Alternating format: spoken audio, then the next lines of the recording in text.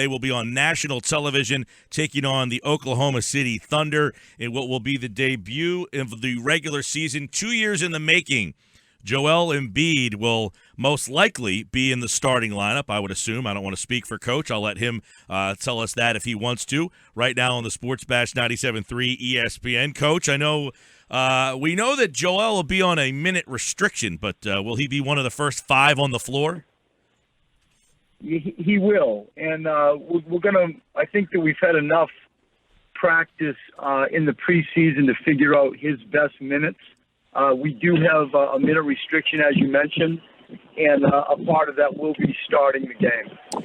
So Joel will start 2 years in the making. I know everybody is is highly anticipating. What did you learn about him through the preseason games and this training camp? And is he more than even – because you've been on with us before where you said he's the center of our universe, and you've been very open about what he means to this organization.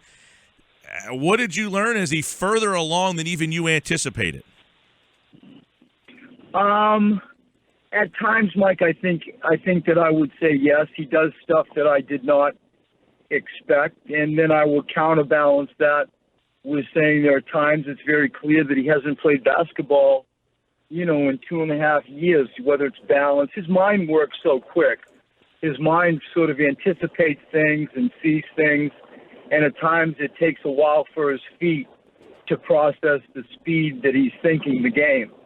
And I think that's only because he just hasn't played much. But I feel like what we all know is I'm not backpedaling from any of the comments or praise that I've extended to him.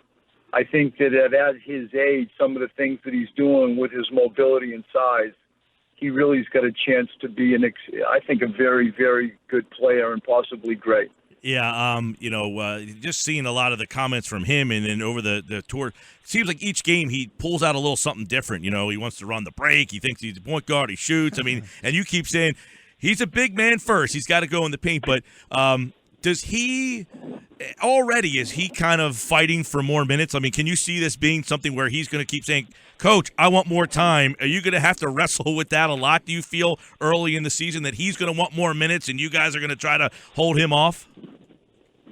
It's going to happen every single day I coach him until medical people feel 100% certain that he is unrestricted. It happens at practice every day that I coach him since I've had him this preseason.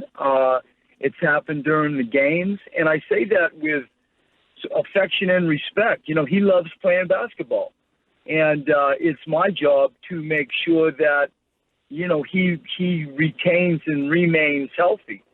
And so I'm advised by people that are paid to provide this information. And, I think everybody gets so excited to see him play, none more than his coach. And along with that comes just an enormous responsibility, I think, to the person as much as it does to the organization. And so, long-winded, yes, it's going to be a fist fight every day, and happy to do it. Hey, Coach, everybody's been waiting for this for so long. Obviously, the organization, the fan base, to see Joel on the floor. Just from the opener standpoint, how's his energy level? He's got to be excited to be on there. Do you have to temper his enthusiasm at all? Do you have to sort of manage the personality, try to calm him down as he gets ready for his NBA debut?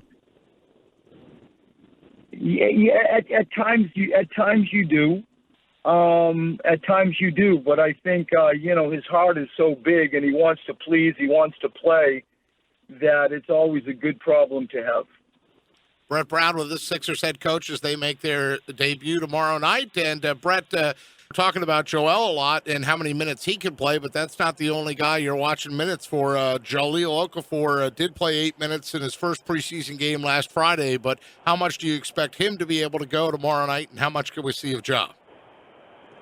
Right, I think Joel will continue to be on a 20-minute restriction. I feel like I have 5 segments of 4 minutes to try to sprinkle around the game, with probably everything being reverse engineered on how can you end the game if it's a close game, you want to end the game with Joel. I think with Jahlil, I'm still being advised on what that would be. You are right that it was 8 minutes the other night.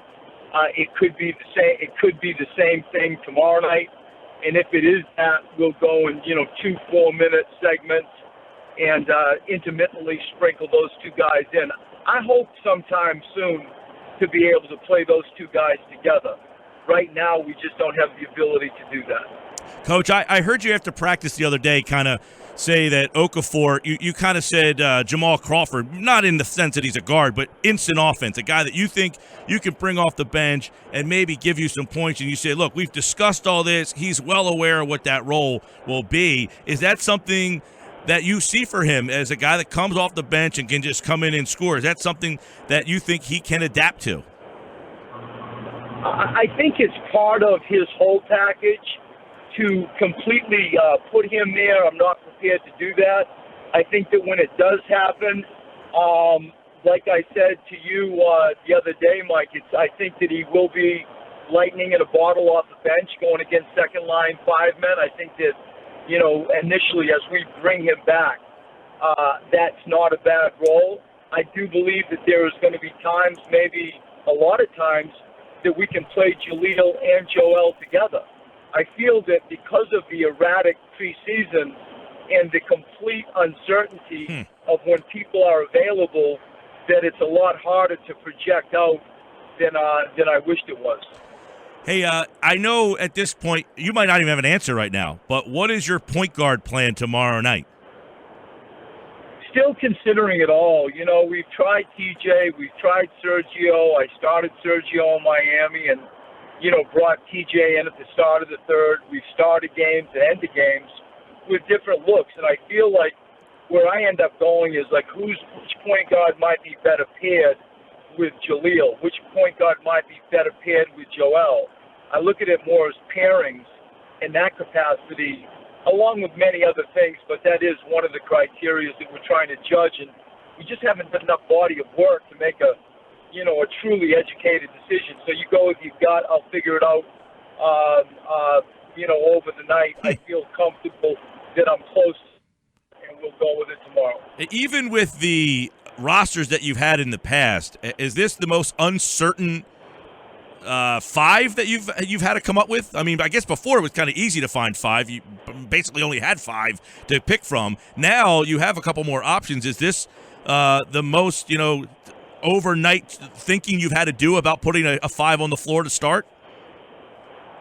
Not really, because, the injuries and the unavailability of so many people, from Nick Stauskas to Jahlil to Nerlens to Ben Simmons to, everybody knows the story. Yep. I feel like that has forced my hand as much as any type of, coaching decision. And so I think if all things were equal, you could say that what you just said to be more true, like you got a bunch of different options to consider. It hasn't been that case this year, and so we've ended up, trying to grow that group that I have been starting, and we have done it, for the preseason by and large, almost every game. But it's the rest of the stuff that I think is the real decisions, like playing the rest of the team, subbing the rest of the team. I think people get so caught up in starting, and I truly don't, put too much stock into it like you would who ends the game.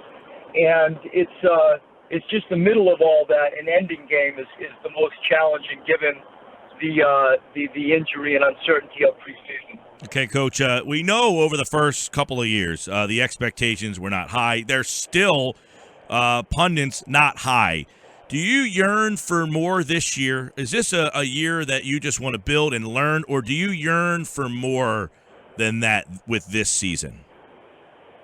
I mean, I'm always yearning for more. I mean, at the end of the day, we're here to grow a winning program. We're here to grow a team that produces annually successful, and at one day down the road, contenders. You want to play to build that.